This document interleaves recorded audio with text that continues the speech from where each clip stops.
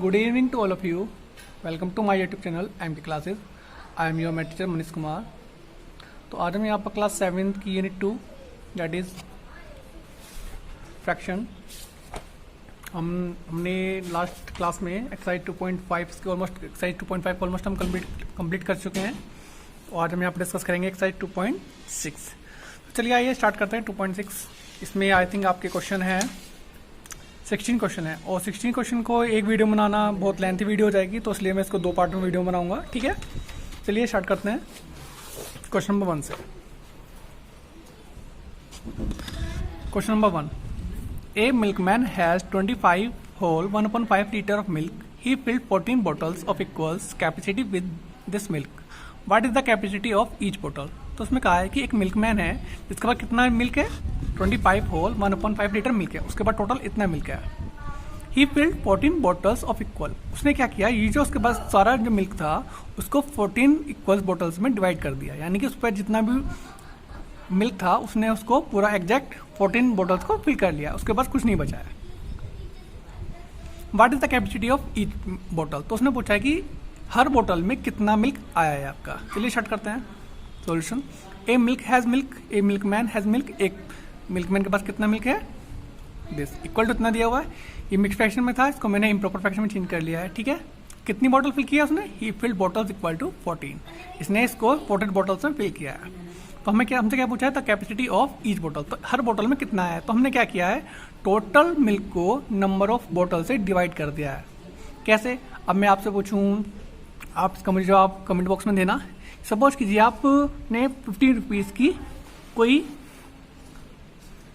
Pencils खरीदी हैं, ठीक है, और एक जो आपने उसमें एक जो 50 रुपीज़ टोटल अमाउंट जो पे की है आपने शॉपकीपर को 50 रुपीज़ पे की है. ठीक है, और आपने उसने आपको कितने पेंसिल दिए हैं, 10 पेंसिल दिए हैं. तो हर पेंसिल कितने की होगी, ईच पेंसिल कितने की होगी, आपको ये बताना है. आपने टोटल अमाउंट जो पे किया है कितना किया है, 50 पे किया है, और उसने आपको कितने पेंसिल प्रोवाइड किए हैं, 10 पेंसिल प्रोवाइड किए हैं. तो आपको बताना है कि हर पेंसिल कितने रुपए की है. ठीक है, तो आप अगर आप नहीं कर लिया तो आप इजीली समझ जाएंगे. तो मैंने यहाँ पर वही किया है, टोटल मिल्क को नंबर ऑफ बॉटल से डिवाइड कर दिया है. आपके पास टोटल मिल्क कितना था, टोटल बॉटल्स कितनी थी, इसको मैंने क्या किया, A/B C/D, इसके अपन 1 मान लेंगे, ऐड कर लेंगे 1. ठीक है, 1 मानेंगे तो 1 ऊपर चला जाएगा, 14 नीचे आ जाएगा. जो कैंसिल हो रहा है कैंसिल कर देंगे. मैंने 2 से कैंसिल किया है, 2 7 14, 2 6 12, 2 3 6, 7 9 63. यहाँ से बचा 9, यहाँ से बचा 5, 9/5. अब इसको मैंने क्या किया है, मिक्स फ्रैक्शन में लिखा है, क्योंकि आपके जो एक्सरसाइज है ये फ्रैक्शन नाम है इसका, तो आपको इसका आंसर भी फ्रैक्शन में ही देना है. तो एक इम्प्रॉपर फ्रैक्शन को मिक्स फ्रैक्शन में कैसे चेंज करते हैं ये देख लेते हैं. ठीक है, आपको मैं साइड में करके दिखा रहा हूँ, ये आपको लिखना नहीं है. आपको डिवाइड करना था 9, डिवाइड करना था किससे, 5 से. आप 5 के टेबल इतने टाइम्स पढ़ते हैं कि इससे ज़्यादा ना हो जाए, तो 5 बन जा 5, कितना रिमाइंडर बचा 4. अब आप इससे आगे इसको डिवाइड नहीं कर सकते. तो याद रखना, जितने टाइम टेबल जाता है वो नंबर होल बनता है. 1 टाइम टेबल पड़ा है, कितना रिमाइंडर बचा है 4. जो रिमाइंडर होता है इसको हम ऊपर लिखते हैं और जिसे डिवाइड करते हैं वो एडिज रहता है. ठीक है, तो हर बोतल में कितना मिल्क आया है उसमें, 1 whole 4.5 litre. Question number 2. 56 whole 4.7 kilogram of cement in packed equally in 18 bags. यानी कि 18 बैग्स में इक्वली सीमेंट है और उनका टोटल का वेट कितना है, इतना वेट है. How many bags are required to pack this kilogram of cement. तो इतने किलोग्राम सीमेंट को पैक करने के लिए कितने बैग्स चाहिए होंगे. ठीक है, तो मैंने यहाँ पर क्या दिया हुआ है, मैंने स्टार्ट किया है 18 bags carry cement equal to इतने किलोग्राम, यानी कि जो 18 बैग्स में कितना सीमेंट आया था, इतना सीमेंट आया था. तो मैंने यहाँ से क्या कर दिया, एक बैग का वो निकाला है, एक बैग में कितना सीमेंट आया. तो 1 bag carry cement equal to, मैंने क्या किया, टोटल वेट को नंबर ऑफ बैग से डिवाइड कर लिया है. ठीक है, मैंने सोल्व किया है, इसको डिवाइड का साइन को हटाया, मल्टीप्लाई साइन लगाया, अपॉन लेट 1 कर लेते हैं और इसको मल्टीप्लाई साइन करते हैं, उसको रिवर्स कर देते हैं. कुछ कैंसिल हुआ, 18 से कैंसिल हो गया 20 टाइम्स, 18 2 36, फिर यहाँ से 36 हो गया, 3 कैरी बचा था, 18 2 36, 22.7, यानी कि एक बैग में इतना सीमेंट आया था. अब हमें से पूछा नंबर ऑफ सीमेंट बैग, कि कितने नंबर ऑफ सीमेंट बैग लगेंगे इस वाले वेट को कैरी करने में. तो मैंने क्या किया, टोटल वेट ऑफ सीमेंट. ठीक है, टोटल वेट ऑफ सीमेंट या weight of cement, weight of 1 cement bag. Total weight कितना है जो बताना है, ये दिस वाला है. और टोटल वेट ऑफ 1 बैग कितना है हमारा, एक बैग में कितना वेट है, वो मैंने लिखा है, डिवाइड किया है, इसको मैंने इम्प्रॉपर फ्रैक्शन में चेंज किया है, मल्टीप्लाई किया है, इस नंबर जिसमें मल्टीप्लाई किया है उसको ऐड कर दिया है, ये बन गया है। सेम यहाँ पर 22.78 रहा। जब a upon B C upon D वाली फॉर्म बनती है तो a अपॉन बी सेम रहता है, ये ऊपर जाकर रिवर्स हो जाता है 7/22। 22 से कैंसिल 11 से डिवाइड किया है, 11 2 जा 11 5 जा 55, 0 एट रहा, 7 कैंसिल हो गया, फिर 2 से कैंसिल हो गया 2 25 जा, तो कितने सेमेंट कितने बैग लगेंगे 25 bags.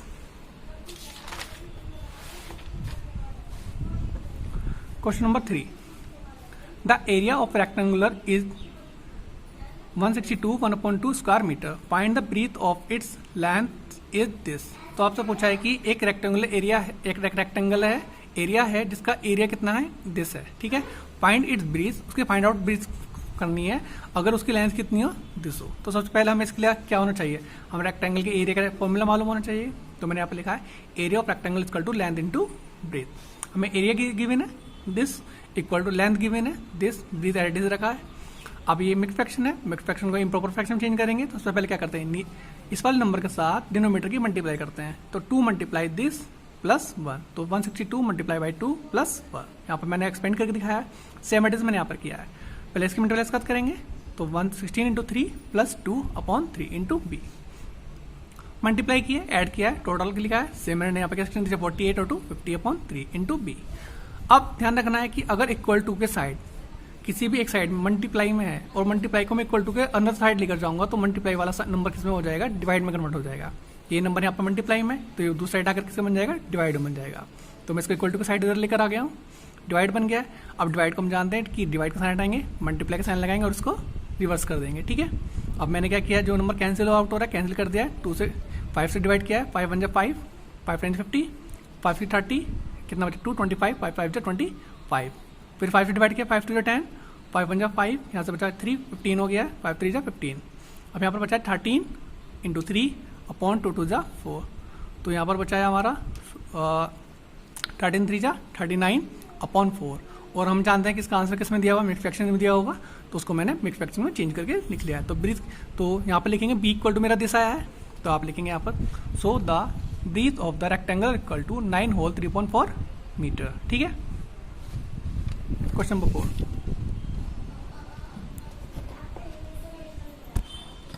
The product of two number is 4/9, if one of them is this find the other. आपको क्या दो नंबर की प्रोडक्ट दी हुई है और आपने से दोनों में से एक नंबर दिया हुआ है और आपसे पूछा है सेकंड नंबर क्या होगा।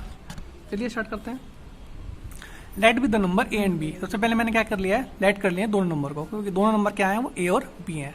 और हमें क्या दिया हुआ है, इफ वन ऑफ दैम, यदि उन दोनों में से कोई भी ए कितना है, दिस है। तो मैंने लेट कर लिया ए को कि ए कितना है 7/14 है, 17 है। तो हमसे क्या पूछा, बी पूछा है कि व्हाट बी क्या होगा। अकॉर्डिंग टू क्वेश्चन उसने कहा दो नंबर की प्रोडक्ट कितनी है 4/9। दोनों में से एक नंबर हमें पहले से गिवन है 7/17 इंटू बी इक्वल टू 4/9। अभी मैंने आपको बताया था अगर कोई भी नंबर मल्टीप्लाई में है तो वो इक्वल टू का अदर साइड जाकर क्या बन जाएगा, डिवाइड बन जाएगा। तो मैं इस वाले नंबर को इधर लेकर आ गया हूँ, यहाँ क्या बन गया, डिवाइड बन गया। डिवाइड का साइन हटाएंगे, मल्टीप्लाई का साइन लगाएंगे, उसको रिवर्स कर देंगे। यहाँ पर कुछ भी कैंसिल नहीं हुआ था तो मैंने न्यूमरेटर के साथ डिनोमिनेटर के साथ मल्टीप्लाई किया है, ये मिला है। अब मैंने इसको मिक्स फ्रैक्शन में चेंज करके लिख दिया है। तो so the second number is this.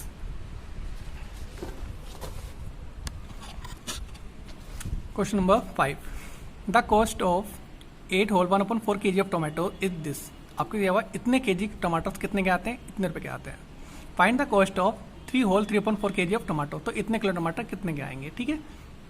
आपको दिया हुआ है कि इतने किलो टमाटर यदि इतने रुपए के आते हैं तो इतने किलो टमाटर कितने के आएंगे। स्टार्ट करते हैं। The cost of 8 whole 1/4 kg of tomatoes equal to this rupees. ये इम्प्रॉपर फ्रैक्शन में था तो मैंने इसको इम्प्रॉपर फ्रैक्शन चेंज कर लिया है, मिक्स फ्रैक्शन था, ठीक है। तो अब मैं सबसे पहले यहाँ पर क्या करूँगा, मैं यहाँ पर 1 kg की कॉस्ट निकालूंगा कि 1 kg टमाटर्स कितने के आते हैं। तो यहाँ पर निकालता cost of 1 kg tomatoes equal to जो भी हमारा अमाउंट था उसको उतने kg से डिवाइड कर दो। तो आपके पास क्या आ जाएगा, पर kg अमाउंट आ जाएगा कि 1 किलो टमाटर कितने के हैं, ठीक है। आपके पास कुछ ऐसा अमाउंट आया है, मैंने इसको सॉल्व नहीं किया है क्योंकि मुझे पता है मुझे आगे भी सॉल्व करना है।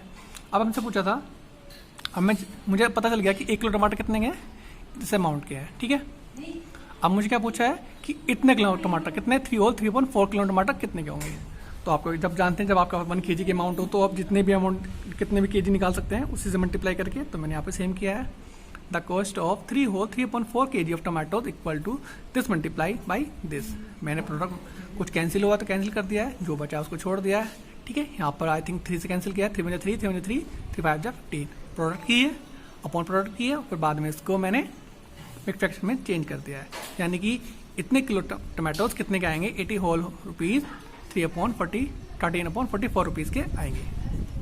Question number 6, how many jars each of capacity 2 whole 1/4 litre can be filled from a tank of capacity this litre. यानी कि इसने कहा है एक टैंक है जिसमें किसकी कैपेसिटी कितनी है, इतनी कैपेसिटी है, तो अगर उसमें से एक जार को फिल करते हैं तो कितने लीटर उसमें जो एक जार है उसमें कितना उसकी कैपेसिटी कितनी है, इतनी कैपेसिटी है। तो आपसे पूछा है कि ऐसे कितने जार उसमें से भरे जा सकते हैं।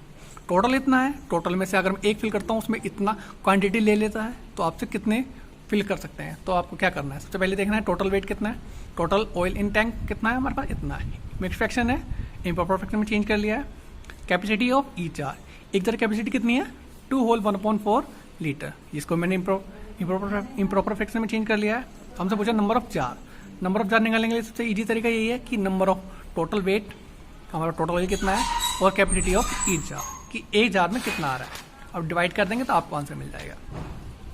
टोटल हमारे पास कितना था ऑयल, कैपेसिटी इतनी थी, ईच जार कैपेसिटी कितनी थी, ये बन गया A/B C/D। तो मैंने इसको क्या किया है, फर्स्ट नंबर को एज इज रखा है, सेकंड नंबर को मैंने रिवर्स कर लिया है, ठीक है। अगर कोई नंबर कैंसिल हो रहा था कैंसिल कर दिया है मैंने, जैसे कि यहाँ पे क्या है 4 2 8, 3 3 3 75 टाइम्स, 3 से फिर कैंसिल किया 25 टाइम्स। तो ये आपके पास सॉल्व होने के बाद क्या मिला आपको 25/2। जब आपने इसको डिवाइड किया है तो कितना मिला 12 होल 1/2 लीटर, यानी कि उसमें से कितने जार्स फिल हो सकते हैं 12 होल 1/2 यानी 12.5 लीटर जार्स को आप उसमें से फिल कर सकते हैं। यहाँ पर लीटर नहीं आएगा, सॉरी मैंने आप मिस्टेक कर दिया है, क्योंकि नंबर ऑफ जार्स पूछा था हमसे, ठीक है। यानी कि 12 तो कंप्लीट फिल हो जाएंगे और एक हाफ भी कंप्लीट हो जाएगा। क्वेश्चन नंबर 7,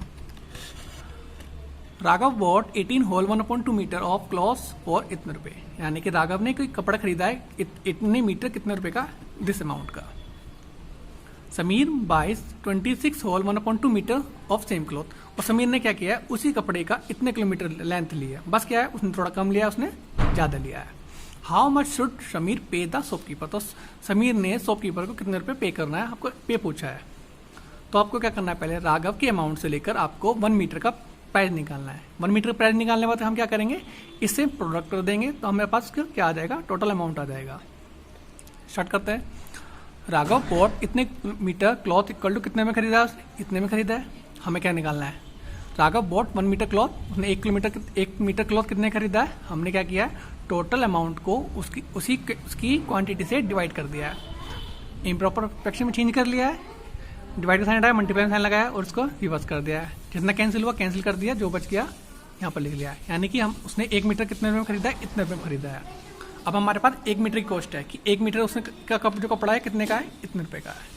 तो समीर ने कितना खरीदा 26/1/2, तो हम उसमें क्या करेंगे उसके मल्टीप्लाई कर देंगे, और उसने उसको अमाउंट कितना पे करना है 351 होल 1/8 रुपीज़। यानी कि उसने कितना टोटल अमाउंट पे किया है शॉपकीपर को, तो लिख देंगे so Sameer pay the shopkeeper equal to 351 whole 1/8 rupees. Question number 8, the cost of 6 whole 1/2 metre of lace is ₹115 3/8। Find the cost of 1 metre of lace. तो हमसे पूछा है 1 मीटर लेस कितने की आएगी, आपको दिया हुआ है इतने मीटर लेस इतने रुपए की आती है, तो 1 मीटर लेस कितने की होगी। ये तो बहुत ईजी क्वेश्चन हो गया कि आपको क्या होता है, the cost of 6 whole 1/2 metre of lace equal to this amount, the cost of 1 metre lace equal to this divided by this. Improper fraction थे, मिक्स फ्रैक्शन है, मिक्स फ्रैक्शन को चेंज किया इम्प्रॉपर फ्रैक्शन में। Improper के बाद मैंने divide का sign को हटाया, मल्टीप्लाई साइन लगाया और उसको रिवर्स कर दिया, कुछ कैंसिल किया, 2 4 जा 13 से डिवाइड किया, 13 7 जा 91, फिर यहाँ से बचा 13 13 1 जा 13 71/4 डिवाइड किया है, मिक्स फ्रैक्शन में चेंज किया है 17 होल 3/4 रुपीज़। यानी कि 1 मीटर लेस कितने के आ रहा है 17 रुपीज़ 3/4 लीटर। तो बाद में क्या लिखना है आपको, so the cost of 1 metre of lace equal to 17 rupees 3/4 rupees. Okay, आज के लिए सिर्फ इतना ही। Have a good day.